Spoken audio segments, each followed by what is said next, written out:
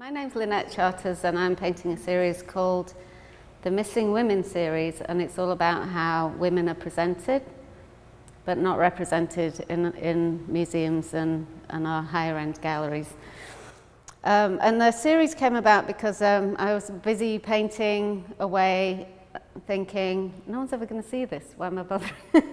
So I thought, well, being a responsible, my first response was, I need to speak to this. And then my second thought was, how am I going to do that? How am I going to present my own image when it's never seen from our own point of view? If you're a woman and you present an image of a woman, it's always presumed that you're presenting yourself as an object, not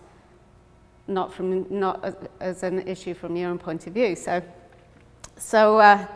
So I found a way of actually presenting, the best way that I found spoke to this was to actually leave the woman out. So basically the whole series is in a gallery setting, and I've re-rendered famous and semi-famous paintings, but the women are missing, and what you're seeing is the wood showing through.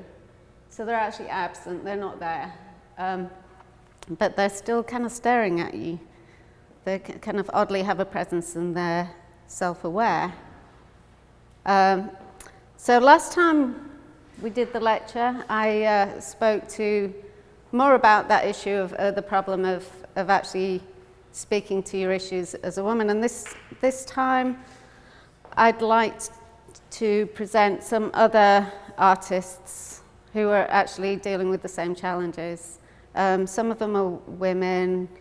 A lot of them are women, and there's some men of colour in this because obviously people who are not from any mainstream culture in a country has a problem being viewed, and because the media is kind of driven towards generally a white male audience. So yeah, this is Kay Sage, and she was an artist in the, she was a surrealist, and there's a lot of, most of the surrealists, the famous surrealists, the one we read about in the history books, are mostly men. And they're mostly kind of from the white male point of view, like you see Magritte, and there was lots of naked women, and it's from the usual traditional way of presenting women for men's approval. But there was a few women surrealists that we don't generally hear about in our history books. And they kind of very cleverly, surrealism then for them became a very useful tool to kind of turn things on their heads and actually present, if you can present normal, everyday images and present them in a different way, it makes you think about them in a different way also. So surrealism is a very useful feminist way of speaking. This one's by Kay Sage, and it's called I Have No Shadow.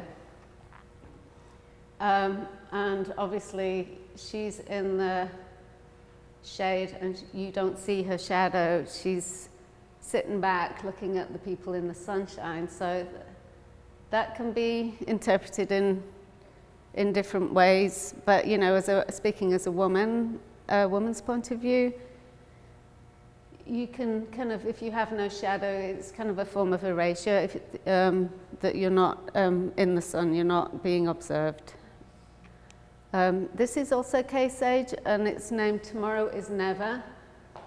And I was drawn to it because of the odd kind of covered statues in scaffolding, and it also spoke to me of, I included it because it also spoke to me of kind of a sense of anonymity. Even though you're there and you're present, you're covered up and contained. So that's why I included that slide. This is Murray Oppenheim. And this piece was a very famous piece, came about with a conversation with Picasso and his girlfriend Dora Maar. And Picasso said that anything could be covered in fur, and this was her response, is this everyday object covered in fur, it's rendered useless by being embellished so much and softened, and it's soft and fuzzy, but you can't use it anymore. And kind of that kind of speaks to a lot of issues for me. It spoke to me because it speaks to a lot of issues that women face, is that we're so embellished and trophied sometimes that people tend to overlook your capabilities and your practicalities and your achievements. This is a local artist, Aisha Harrison, who I respect very much. Her sculpture here is called Restive. And here she is with a white blindfold. Aisha is a woman of colour, and there's a white blindfold, and she's trying to draw in the eyeballs after being blindfolded with the white blindfold. So she's refusing to accept the version of life presented, and she's refusing to be controlled. And I find that a very powerful piece. This is also Aisha Harrison. It's called Ancestor One. It's about finding strength in your roots in a world where your roots have been undocumented or appropriated, manipulated or desecrated. It's all about how you reclaim yourself, how you reclaim your image, how you reclaim your person. This is Irene. We're lucky to have her here. Irene Osborne. And she uses surrealism to express feelings of loss and hopelessness with surrealist visual clues. This is where the overwhelming imagery of mothers holding children is from the onlooker's point of view. Osborne found a surrealistic way to draw attention to the plight of the migrant mother when she's not allowed to save her child. I recommend you check out Irene's work if you don't already know it. And this is also Irene's called Mother's Day. It's not really as surrealistic, although the cubicle is almost like a child's rendering of a cubicle. So it kind of makes you focus on the more detailed figure inside. The mom is small in the familiar setting, and she's very lonely. It's kind of only a world that she occupies. So Kenya Robinson, this is called Like That Thing Nice Middle-Aged Women Wear. And when you yourself are not spoken for, it's difficult to acknowledge that you're not speaking for other people.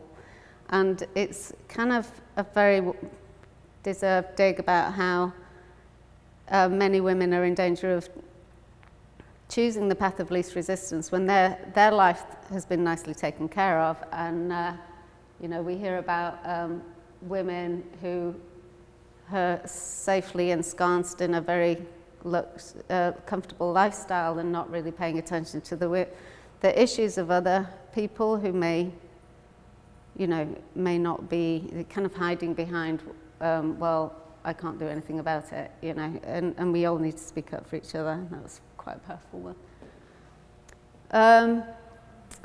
So this is Awol, I may not be pronouncing this right, Awol Erizku, the girl with the bamboo earring. This appealed to me because when art history does not reflect you or your experience in life, the picture says, why not me?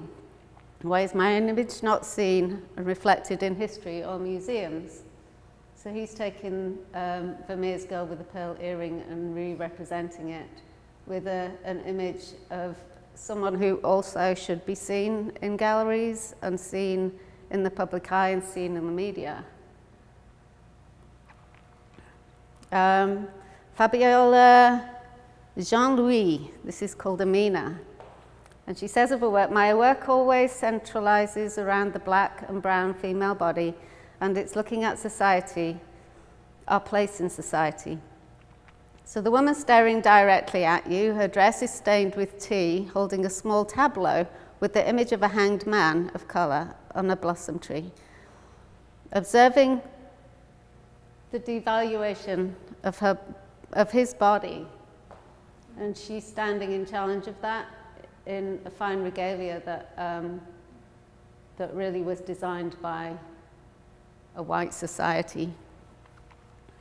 This is also Fabiola Jean-Louis, and it's named They'll Say We Enjoyed It. Kind of speaks for itself. She's standing in the very fine regalia of a white society, and in the background is a painting of a black slave being raped. This is also Jean-Louis, Madame Beauvoir's painting, and she's sitting in front of a painting of the slave, the very well-known photograph of the slave that was beaten, and on her dress it reflects the scars of the man who was beaten. Jennifer Packer, Mario 2, feelings of invisibility when one's life is not represented or is falsely represented. And he's almost kind of blending in with the scenery there. And this is an issue that I try and deal with, is that if your true self is not represented, you can be very safely packaged and dispensed with in people's minds. It's almost like you only exist in their version of you. And that spoke to me, that one. Emily Rainier, which is Canadian Haitian, La Belle de Luanda, it's the capital of Angola.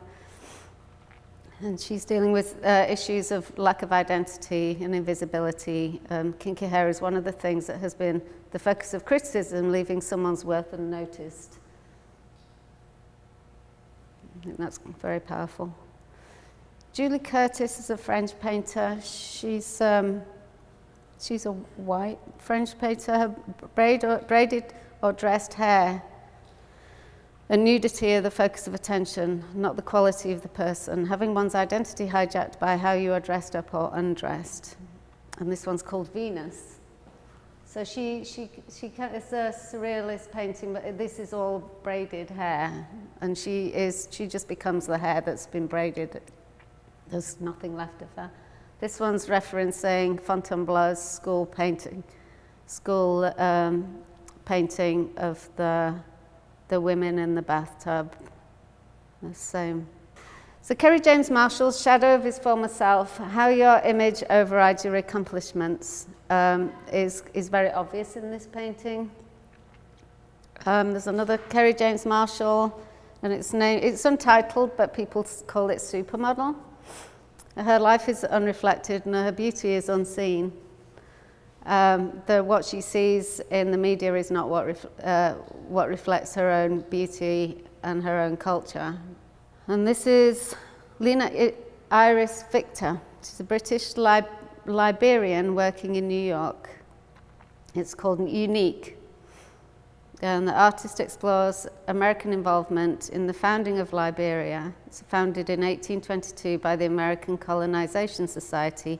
Liberia was originally conceived as a conduit for the resettlement of freeborn and formerly enslaved black Americans in Africa, in large part due to the fear of an uprising upon the abolition of slavery. So it's a problem that we created. So we created this far from ideal way of dealing with it.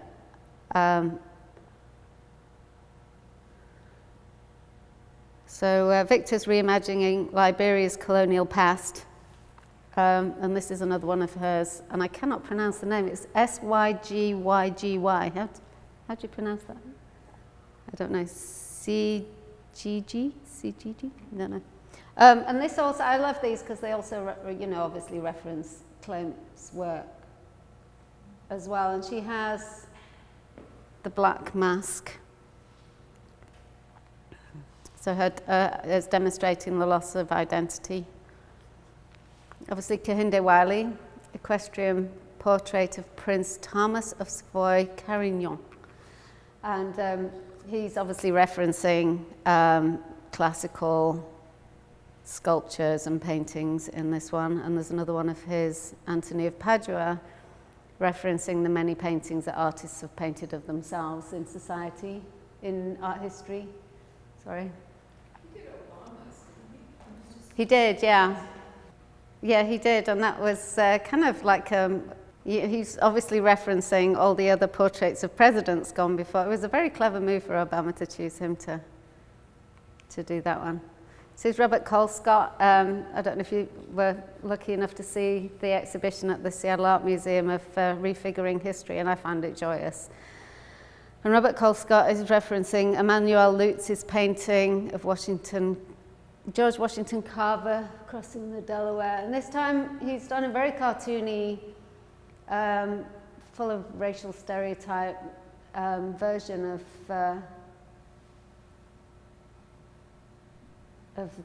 the original painting, and obviously in judgment of how people of colour are depicted quite often not to their own benefit.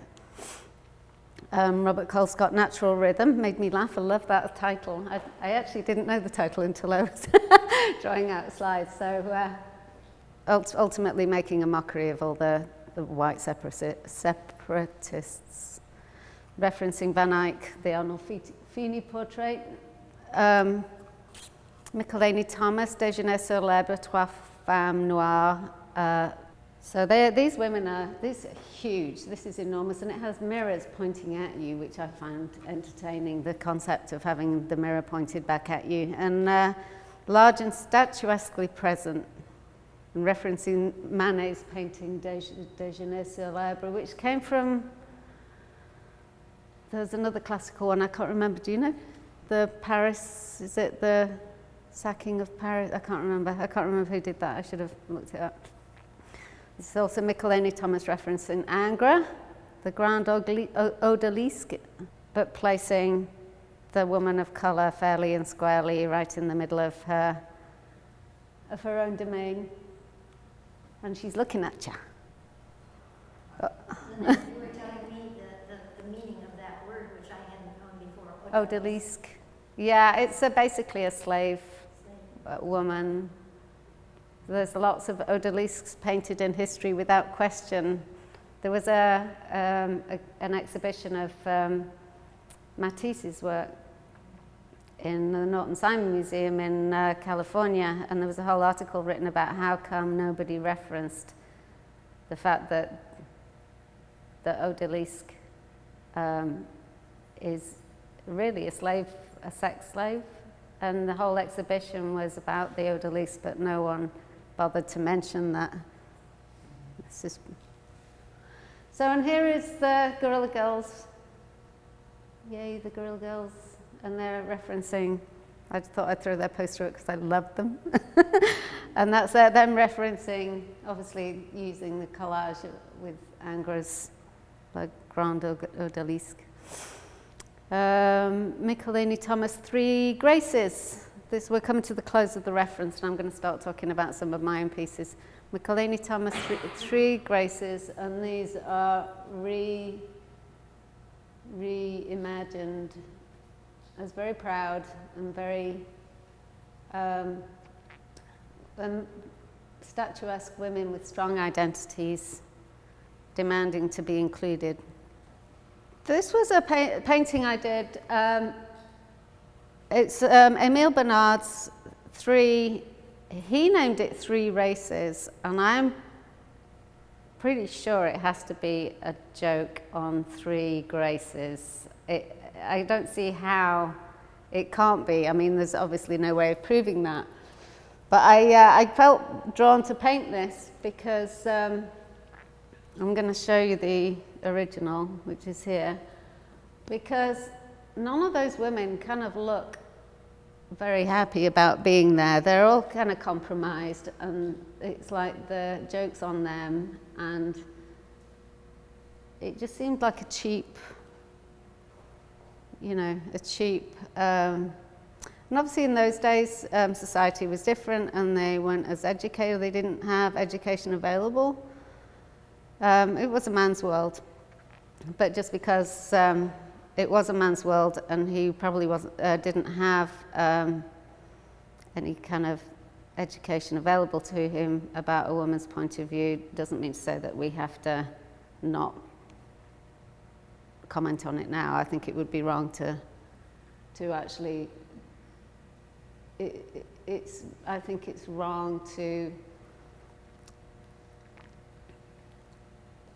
I think it's wrong not to applaud the paintings of these people, but I also feel it's important to mention that we have more education available to us, and it's not forgivable in this day and age, to my mind. So that's, this is my rendition of Olympia, painted by Manet in 1863.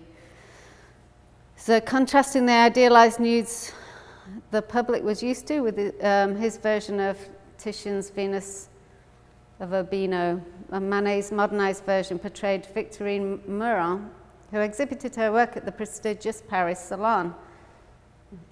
She herself equal to him at the time. In fact, she was more successful than he was, but that most people don't know that. And we see her on her own terms, and she's staring. In the original, she's staring directly at you, and in Paris society, I think Manet was pointing the mirror at Paris society at the time, and they didn't like it. They hated it.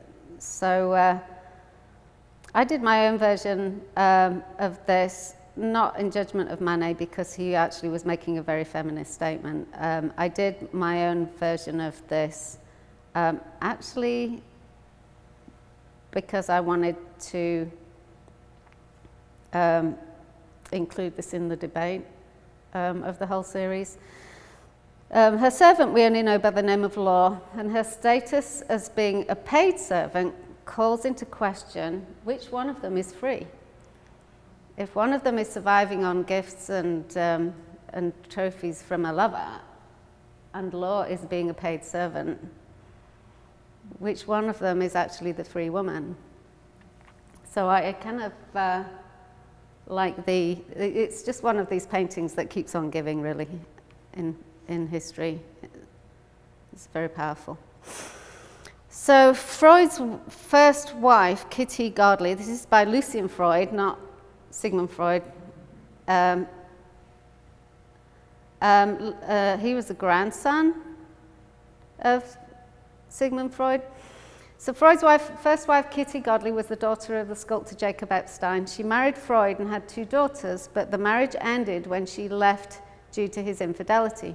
She studied at Central School of Arts in London, but she was famous for being the model of her father and her husband. So this is how women get written out of the history books, and we cease to exist. We exist in our own lifetime, but nobody cares to write about us much, and therefore, within living memory, we seem to kind of fall off the radar. A fun fact, Lucian Freud's granddad, Sigmund Freud, the Austrian neurologist, invented the term anally retentive, and if you actually look at the original painting, it is so finely detailed. My painting actually is pretty detailed, you can't see it on this, but every one of these tiny little dots you see on her robe, there's about 3 or 4 layers underneath of that to create the depth. It's mind-numbingly detailed. Contrary to the popular fantasy, most violent crime is not perpetrated by women, and yet we appear as femme fatales all the time in various stories. But it's a false representation of reality. This is Klimt's Judith, the version number 1, and it's Judith with the head of Holofernes. And I kind of didn't want you to focus on Holofernes too much, so I've just done his head represented by this little eyeball, which is in fact a knot of wood showing through. And it was just a decision I made. I could go either way and actually paint his face, but I actually wanted you to focus more on her. So I kind of took him out that time. It's just an unusual decision for me, but so he's not there. And there's the original with his head down in the bottom.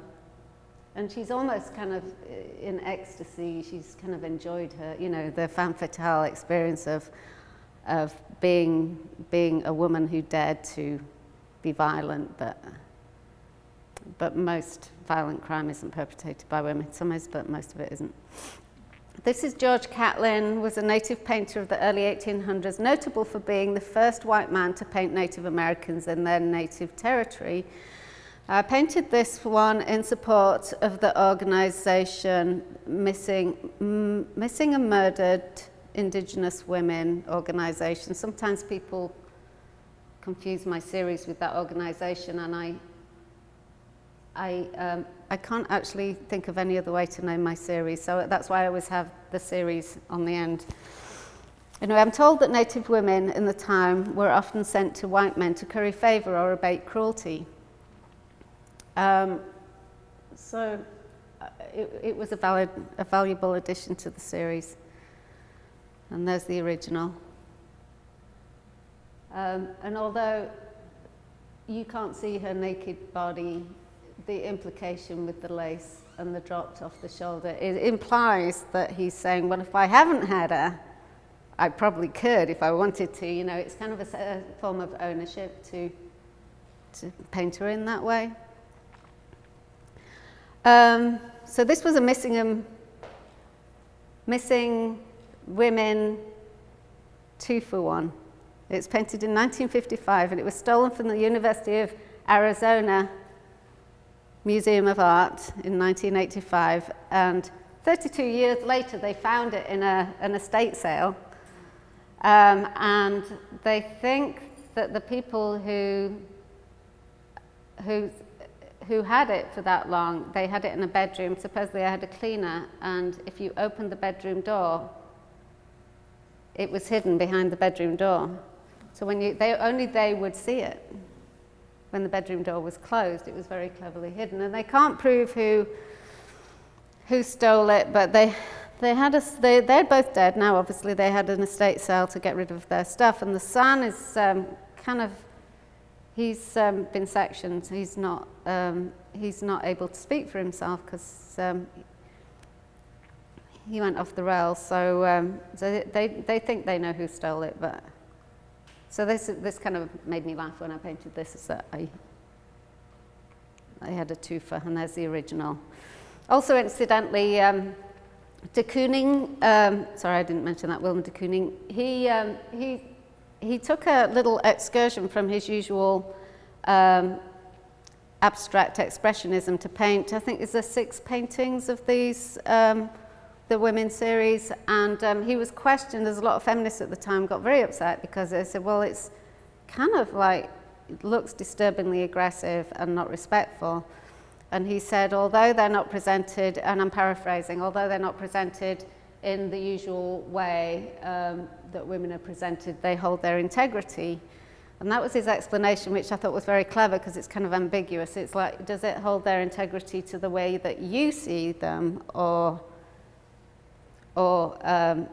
because in terms of, for my appreciation of myself, it doesn't hold my integrity of how I see myself. But also he was going through a divorce, and he could have just said that and everyone would understand, I guess. So this is one of the paintings here, and I did include it in the slideshow because it actually has, there is a reason why I painted this. I was flicking through a second-hand bookshop in Olympia, and this painting came up, and the explanation was Picasso's response to painting man as machine. And I thought, but that's not a man. So it kind of made me laugh, and that's why I painted it, because I thought, well, how great is that? Man as machine, and it's not a man. So this is how we kind of get written out, is that we all get lumped in with men when it's convenient. So there's the original Picasso. I included the candy wrappers for fun and kicks. And this one is also here, and I included it because Eve Klein was famous for covering women's bodies, actually and men, but mostly women, bodies in indigo ink and dragging them across paper. And it was like a performance piece, but then there was this painting afterwards that was made by the human paintbrush. And at the time he claimed that it wasn't sexual, which I find entertaining, because he either is being deliberately obtuse or he's incredibly naive about the mind of anyone, really. So that made me laugh. It's like if he didn't see them as sexual, if he was claiming it wasn't sexual, then he was trying to elevate his art into the realm of high art, as opposed to, look, there's a naked woman in paint being dragged across a piece of paper.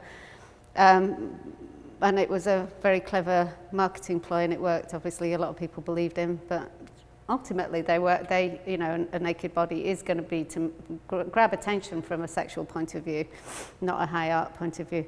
And this is the original. It's tiny, and it's a tiny little three-dimensional sculpture, like a relief sculpture, and it's placed a little ways ahead of this gold leaf background.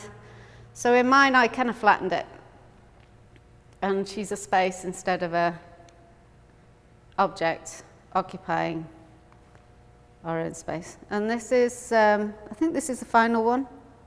Wyeth and Siri, she's Siri Erickson. She was a minor when he painted her. They don't really know how old she was, but she was definitely 17 or under. And Wyeth claimed to have permission from Siri's parents or herself, I can't remember. He claimed to have permission from either Siri or her parents. Either way, she's 17. It's kind of a compromised permission, really. If you're asking a minor, then as a minor, you're not giving permission with the full education of armed with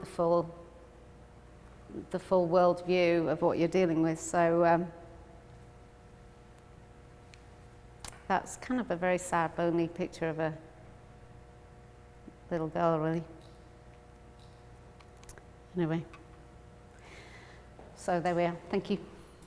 Any questions?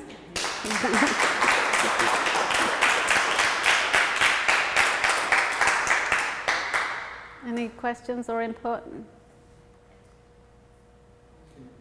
you talk about the significance of the candy wrappers? Oh yeah, the candy wrappers, I forgot. So a lot of not all of my paintings, but a lot of them are embellished with candy wrappers. And they're also in very gently used second-hand frames. And I want to kind of bring across the feeling of like an old dusty picture that's in someone's parlor or on their desk, that it's kind of safely contained. So it's almost like if you're contained and you're dressed in a certain way, then women are very palatable. They're very acceptable if we're presented in a traditional way. So the whole frame thing is, and the candy wrapper is kind of a similar issue. It's that women do an awful lot of unpaid work. We volunteer for all sorts of things, and we're not as paid as well. We volunteer because we're not paid as well. So while everyone else is busy out earning money, we're the most available generally. So we end up looking after the kids and volunteering at school and all sorts of stuff. So. But ultimately, so the candy wrappers is kind of, for me, was significant of how we are given gifts. As a woman, you rely on handouts quite often. Our lives are more expensive. We have the pink tax. The products that are marketed to women are more expensive. And generally, it's more expensive to exist in the world as a woman, but we don't get paid as much. And we haven't yet passed the Equal Rights Amendment. Yeah, it's not been passed, and I find that shameful. Is that, and it's the fact that nobody cares to pass the Equal Rights Amendment. I mean, it is really unenforceable.